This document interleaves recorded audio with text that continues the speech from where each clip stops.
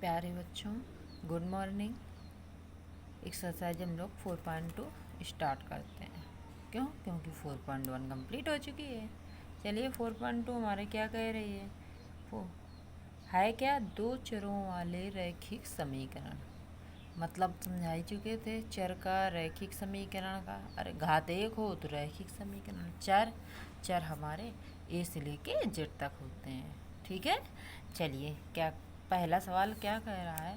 वह समीकरण y बराबर 3x + 5 बहुविकल्पी है। पहला सवाल देखिए, समीकरण दिया हुआ है, पूछ रहा है कि हल होंगे। पहला विकल्प है अद्वितीय हल। अद्वितीय का मतलब सिर्फ एक। ठीक है, अद्वितीय का मतलब क्या होगा, सिर्फ एक। केवल दो हल, यानी x और y के दो दो मान निकलेंगे। अद्वितीय में x और y के एक एक मान निकलेगा। और अपरिमित रूप से अनेक हल होंगे, यानी x और y के मान इतने निकलेंगे कि जिनकी हम गिनती नहीं कर सकते। अनेक हल होंगे।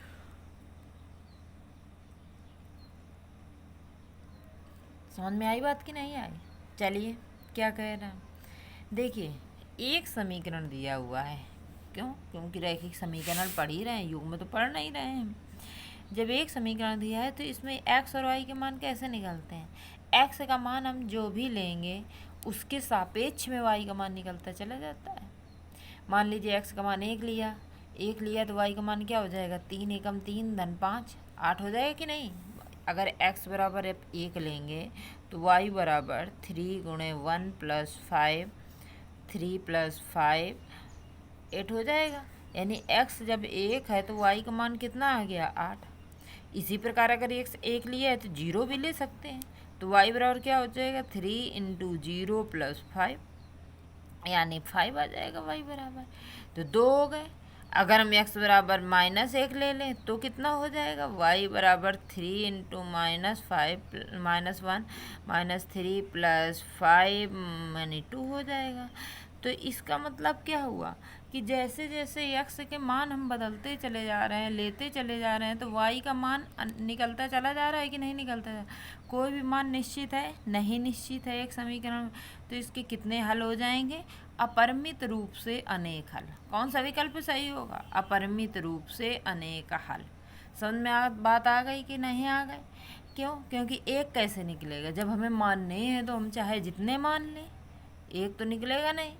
ठीक है, अब अगर और उसमें क्या कह रहा है, दो हल। दो कैसे हो जाएंगे, जब दो मान रहे हैं हम तो चाहे 3 मान लें, चाहे 4 मान लें, चाहे जितने मान लें, अनगिनत मानते चले जाएंगे।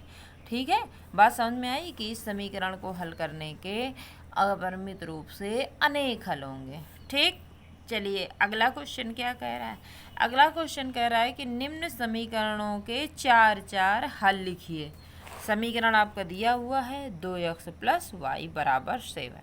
चलिए इसको पहले हम वही काम करते हैं कि x के मानेंगे तो y के निकालेंगे, या y के मानेंगे तो x निकालेंगे। एक मानना होता है तो दूसरा उससे हल होके निकलता है। ठीक, चलिए 2x बराबर क्या हो जाएगा, 2x बराबर 7 - y, ये उधर जाएगा तो माइनस में चला जाएगा।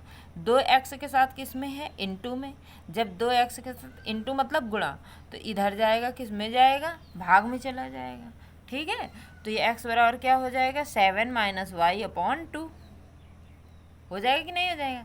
अब हम यहाँ जब y आ गया है तो y के मान मानने शुरू कर देते हैं, x के निकाल आएगा। अगर यहाँ से हम y बराबर निकालते तो x इस जगह आता है तो x के मान रख देते। ठीक है, जो अपनी सुविधा हो जाए। कोई ये नहीं है कि हमें x के ही मानने हैं कि y के मानने हैं। अब 4 हल कैसे निकलेंगे, हमें y के 4 मान मानने पड़ेंगे। 4 मान मानने पड़ेंगे तो x के कितने आ जाएंगे, 4 आ जाएंगे, वही हल हो जाएंगे। ठीक, तो y बराबर 0 रख दिया, यहाँ 0 रख देंगे तो 7 - 0/2, x बराबर क्या हो जाएगा, 7/2। बात समझ में आए कि नहीं आए। जो ये जगह है, मान रखना तो आता है ना आप लोगों को, मान रखना तो हम लोग जाने कितनी कक्षाओं से सीख रहे हैं पीछे से। जहाँ y है वहाँ पे 0 रख दिए। मान अभी बहुपद वाले भी रख के निकाले गए हैं। x बराबर 7/2, y बराबर अब अगर हमने 0 माना, एक ये मान जो माने जाते हैं ये हम छोटे इसलिए मान रहे हैं कि कैलकुलेशन छोटी हो जाए।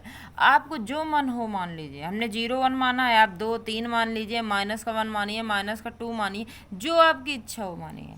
ठीक है, कोई गलत नहीं करेगा। y बराबर 1 रख दिया, 7 - 1/2 लिखा है। 2 का भाग देंगे तो कितना हो जाएगा, 6 में 2 का भाग देंगे 3 हो जाएगा। तो y बराबर 1 हो गया, y बराबर 0 हो गया। अब y बराबर -1 भी हमने रखा, y बराबर -1 रखेंगे तो माइनस माइनस क्या हो जाएगा, प्लस हो जाएगा। देखिए 7 - -1/2 माइनस माइनस प्लस हो गया, 7 + 1/2 8/2, 2 का भाग देंगे तो कितना आ जाएगा, 4 आ जाएगा।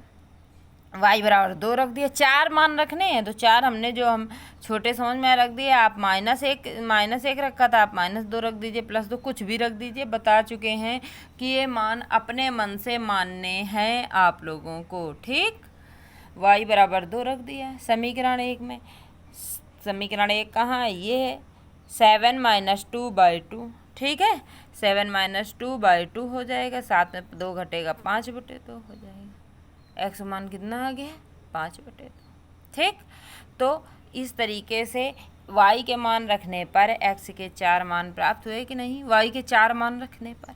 अब देखिए जो मान लिखे उसके लिए हमने सारणी बना दी। अतः समीकरण 2x + y बराबर 7 के 4 हल निम्न है। ठीक है, सारणी बना दी। बात आई समझ में कि नहीं आई। अब x के जो मान माने हैं वो क्या माने, y के माने थे, y के रखे जाएंगे, x के निकले। y बराबर हमने क्या रखा, 0। तो x का मान क्या निकला, 7/2। इसमें वही रखेंगे क्रम से। y का मान क्या माना हमने, 1 माना। x का मान क्या निकला था, 3 रख दिया x के जैसे। y का मान क्या माना हमने, -1। x का मान क्या निकला, 4। y की जगह -1, x की जगह 4। y का मान हमने 2 माना, x का मान 5/2। ठीक, ये हमारा आंसर हो गया। इस तरह लगना है। तो बात समझ में आ गई कि नहीं आ गई आप लोगों को, कि इसमें जो समीकरण हमने बनाया उसको हमने एक चर के रूप में इधर रखा, वो दूसरा उधर रखा, जो रखा उसका मान मानते चले जा रहे हैं। ठीक, चलिए अगला देखते हैं। अगला क्या कह रहा है हमारा, फिर वह इसका पाई वाला है, इसलिए हमने सोचा एक समझा दें। पाई के लिए आप क्या करेंगे, पाई x + y बराबर 9, पाई x बराबर 9 - y। x बराबर निकलेगा, जैसे वहाँ 2 था 2 गया था, यहाँ पाई है, पाई चला जाएगा, कोई दिक्कत नहीं है। ठीक, y बराबर फिर हमने मान मानने उसी तरह शुरू किए। 0 रखा, 9 - 0/पाई क्या हो जाएगा, 9/पाई। ठीक, y बराबर -1 रखेंगे, 9 - -1। ठीक है, रखा है कि नहीं रखा है, +1 हो जाएगा अपान पाई, 10/पाई। अब y बराबर क्या रखा हमने, y बराबर हमने रखा 2, 9 - 2 रख दिया। देखिए 9 - -2, 9 + 2 11/पाई, पाई y बराबर 2 रख दिया। ठीक है, 9 - 2 हो गया 7/पाई। पाई जो है पाई के रूप में बना रहेगा। अब जब हमने 0 रखा तो x का मान कितना आया, 9/पाई। y 0 रखा तो x का मान कितना आया, 9/पाई। y का मान हमने यहाँ कितना रखा, -1 रखा तो x का मान कितना आया, 10/पाई, -1 10/पाई। y का मान हमने -2 रखा, x का मान 11/पाई आया, -2 11/पाई। y का मान +2 रखा, x का मान 7/पाई है। ये हमारे हो गए 4 हल। इनको सारणी में लिख देते हैं, ये हमारे 4 हल हैं, ताकि लिखने देखने हर आदमी को सुविधा लगे। ठीक है, तुम भी आप लोग भी चाहते हो, क्या चाहते हो कि अच्छी तरीके से सवाल हमें समझ में आए। अगर सुविधा से सीक्वेंस समझाया गया तो आप लोग भी खुश होते हो, इसी तरह आंसर भी रखा जाए तो जांचने वाला भी खुश होगा। ठीक है, चलिए अगला क्वेश्चन आगे कंप्लीट करते हैं। ठीक है, अच्छा एक है देख लेते हैं, छोटा सा है, क्यों समय कह रहा है समीकरण x - 2i बराबर 4 बताना है हल है कि नहीं है। जो दिए हुए हैं हल है कि नहीं है। हल है या नहीं कैसे निकलता है, जो ये मान दिए होते हैं इनको एक्स वाई की जगह रख देते हैं। अगर LHS और RHS बराबर आ जाए तो समीकरण का हल है, नहीं आए तो नहीं है। ये एक्स का मान होता है, वाई पहले एक्स होता है बाद में वाई। एक्स समीकरण लिख दिया, एक्स की जगह 0, वाई की जगह 2, 2 गुणे 2 बराबर 4, -4 बराबर 4। क्या दोनों पक्ष बराबर आए हैं? नहीं आए हैं। क्यों? ये -4 है, +4 है, नहीं आए हैं तो अतः समीकरण का हल नहीं है।